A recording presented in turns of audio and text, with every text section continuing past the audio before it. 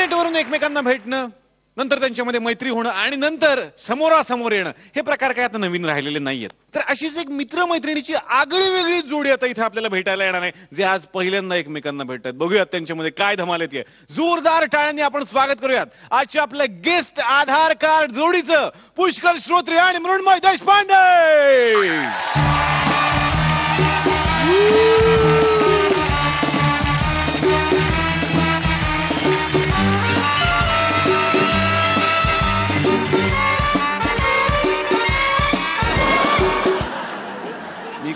कोणीच मला विचारू नका, कारण मी ते नाही सांगू शकत. आमच्या व्यवसायामध्ये हे सांगणं अलाउडेड नाहीये. यस यस, आमच्या गुप्तहेरांचा हाच तर प्रॉब्लेम आहे ना.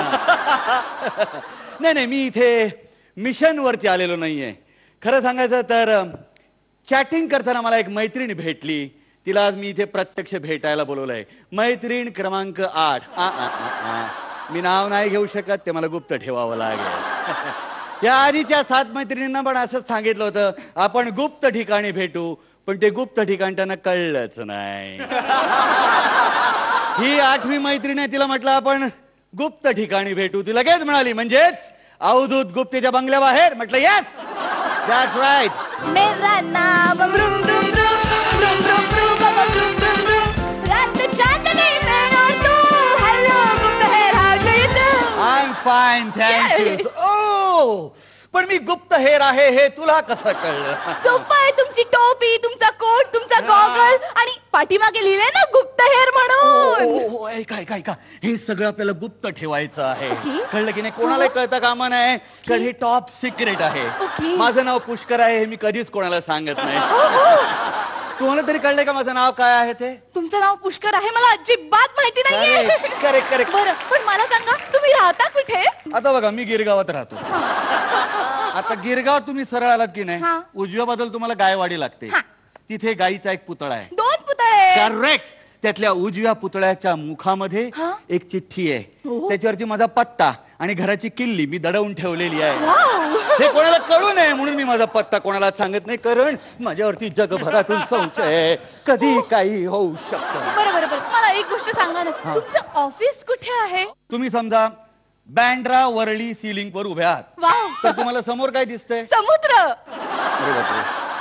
वरळी बँड्रा सिलिंग वर काय दिसतंय? अंधेरीच्या बिल्डिंग. करेक्ट. पण आमच्या ऑफिस मध्ये यायचं असेल तर डोळ्यासमोर अंधेरी यावीच लागते. त्या अंधेरीतल्या ज्या बिल्डिंग्स आहेत, त्यातली एक बिल्डिंग अशी आहे जिथे रात्र झाल्यानंतर सगळे दिवे घालवल्यानंतर काळोख होतो आणि कोणालाच ती बिल्डिंग दिसत नाही, कारण त्याला काळ्या काचा आहे. करेक्ट. ही काळ्या काचांची बिल्डिंग आम्हा गुप्तहेरांची आहे. अच्छा. मागे एकदा तिथे गोळी लागून एक काच फुटली होती. गोळीबार झाला होता? नाही हो, मी अशा गोळ्या खात होतो आणि एक गोळी अशी लागली काचेवर. मग मी काय केलं, मला काही काळी काच सापडे ना, मग तिकडे मी एक दुधी रंगाची काच लावली आणि त्याच्यावर लिहिलं काय, काळी काच. आजही लोक त्याला काळी काच म्हणूनच ओळखतात.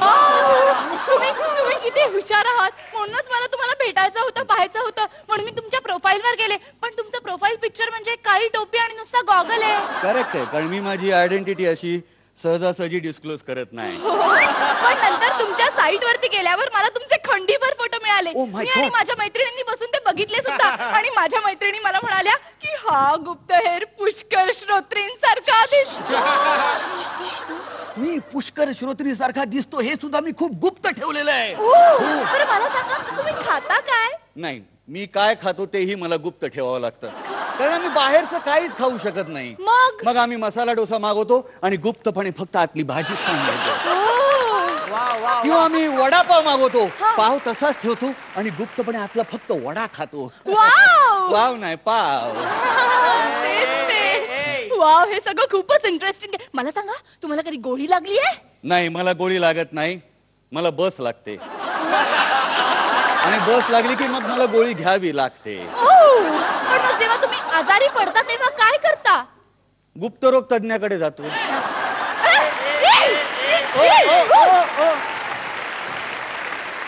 तसं काही नाहीये, मी गुप्तहेर आहे, त्यामुळे माझे रोग सुद्धा सगळे मला गुप्त ठेवावे लागतात. एक मिनिट, खाली बसा, खाली बसा, खाली बसा. तुम्हाला समोर ट्रम्पेटवाला दिसतोय? नाही, मला समोर भाऊ कदम दिसतोय. ओ,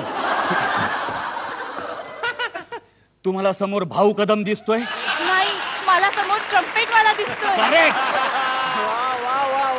त्याच्या ट्रम्पेट मध्ये बंदूक असू शकते. खाली बसा, खाली बसा, खाली बसा. तो त्या ट्रम्पेट मना पॉइंट करेल आणि तो जो शाक आले ना लगेच गोळीचा इफेक्ट देईल, उगाच आपला बळी जायचा. हे सगळं फारच छान आहे. मला तुमच्यासारखं गुप्तहेर व्हायचंय. नाही हो, तुम्हाला नाही गुप्तहेर होता येणार. पण का? कारण आमचं ट्रेनिंग फार कडक असतं, फार कठीण ट्रेनिंग आमचं असतं. कधी कधी तुम्हाला सांगतो, मला सही करायची सुद्धा परवानगी नसते. बर. मग मी अंगठ्याचा ठसा देतो, हँड ग्लोव्ह घालून. आणि मग पायाचा ठसा. हँड ग्लोव्ह घालून. हा विनोद होता, पण तो गुप्त होता. येस. कोणालाच कळलं नाही, कोणीच हसलेलं नाहीये. तुम्हाला खरंच सांगू, मला तुम्ही खूप खूप खूप आवडले आहात आणि मला तुमच्याशी लग्न करायचं. एक मिनिट, एक मिनिट. आपली ही भेट याच्या पुढेही गुप्त राहील. आपण गुप्तपणे एकमेकांवर प्रेम करू, गुप्तपणे लग्न करू, मग आपली मुलंही गुप्त होतील. म्हणजे आपल्याला गुप्तपणे मुलं होतील आणि आपला संसार असा गुप्तपणे चालेल. एक लक्षात आलं का तुम्हाला? काय? एवढा वेळ आपण एकमेकांशी गप्पा मारतो आहोत, पण मी अजूनही माझी आयडेंटिटी तुमच्या समोर डिस्क्लोज केलेली नाही. तुमच्याबद्दल अधिक माहिती घ्यायला मला निश्चित आवडेल. एक मिनिट बोलत राहा. तुमचं नाव? मी आरजे मारियन मृण्मय. आरजे तुम्ही गाडीची नंबर प्लेट सांगताय का? नंबर प्लेट नाही हो, माझं नाव आहे ते. आणि आरजे म्हणजे राजस्थान नाही काही, आरजे म्हणजे रेडिओ जॉकी मृण्मय. मी आहे आरजे मृण्मय. आरजे मृण्मय. तुम्हाला तुमच्यातला आणि माझ्यातला फरक सांगू का? काय? तुम्हाला सगळ्यांना गुप्त गुप्त ठेवायचं असतं आणि मला प्रत्येक गोष्ट जगासमोर ओरडून ओरडून सांगायला आवडते. आता मला सांगा, 2-2 तास तिकडे जाऊन काहीतरी बडबडत राहायचं म्हणजे काही सोपी गोष्ट आहे का? आता आजच बघा ना, हा विषय घेतल्यानंतर माझ्या पोटामध्ये गुडगुड गुडगुड व्हायला लागलं. पण मी म्हटलं गुड, या गुडगुडीचा आपण गुड वापर करून घेऊया. म्हणून मी माझ्या शोची ओपनिंग तशी केली. Good good good good good good good morning Mumbai. आणि तुम्ही आहात माझ्यासोबत आरजे मृण्मय. खूप जणांना या माणसाबद्दल संशय होता की हा माणूस काय करतो, कुठे जातो, काय खातो, काय पितो. हा माणूस गुप्तहेर तर नाहीये ना? आणि त्यासाठी मी आज तुमची इथे लाईव्ह मुलाखत घेतलेली आहे. आणि तुम्हाला जर का या माणसाबद्दल आणखी काही संशय असेल तर त्या संशयाचा कल्लोळ दूर करण्यासाठी प्लीज मला कॉल करा 606060 वरती. तर स्टे ट्यून विथ आरजे मृण्मय.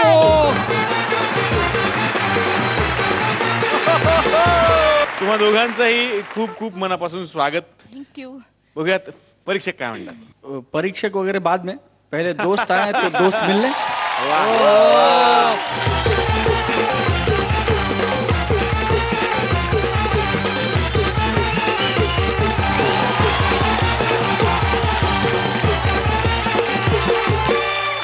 फार मजा आली. पुष्कर, तुझ्यासाठी हे नवीन नाही, हे बीन देअर डन दॅट आहे.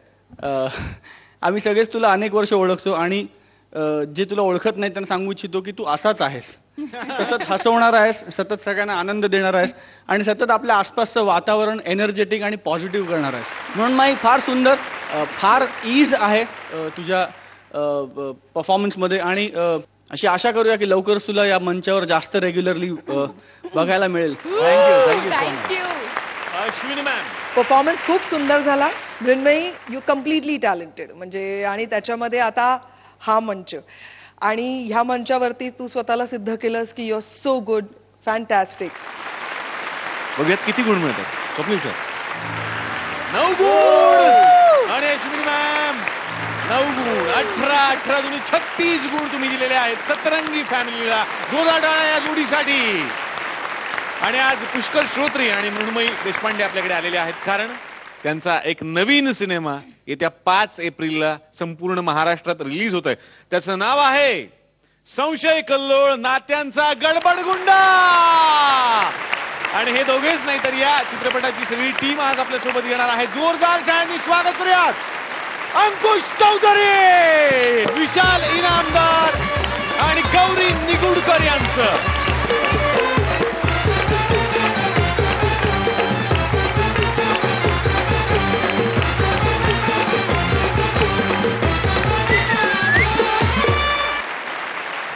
पुष्कर, अंकुश, आपण आपल्या सिनेमाबद्दल मला सांगा. 5 एप्रिलला संशय कल्लोळ नात्यांचा गडबडगुंडा ही फिल्म संपूर्ण महाराष्ट्रात प्रदर्शित होते आणि ही आमची टीम आहे. आमचे डिरेक्टर विशाल इनामदार, गौरी, पुष्कर आणि मृण्मयी आणि 2 तुमचे शिलेदार आहेत जे आमचे शिलेदार आहेत. जोरदार टाळ्यांनी आपण त्यांचं पटवर्धन. स्वागत करूयात. विजय पटवर्धन आणि क्षिती.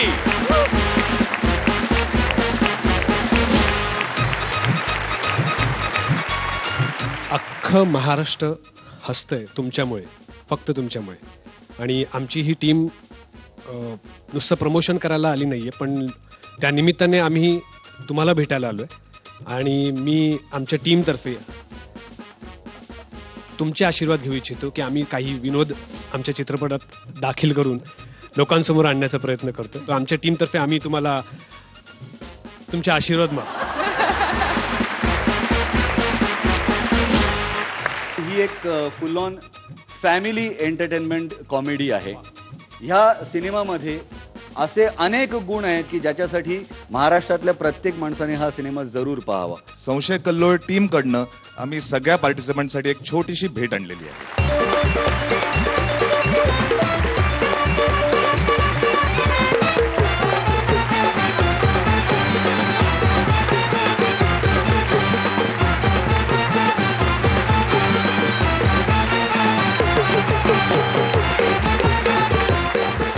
सगळ्यांसाठी झाल्या पाहिजेत आणि सगळ्या फूच्या टीम तर्फे मी या चित्रपटाला खूप साऱ्या शुभेच्छा देतो. तुम्ही सुद्धा येत्या 5 एप्रिलला पाहायला विसरू नका संशय कल्लोळ नात्यांचा गडबडगुंडा.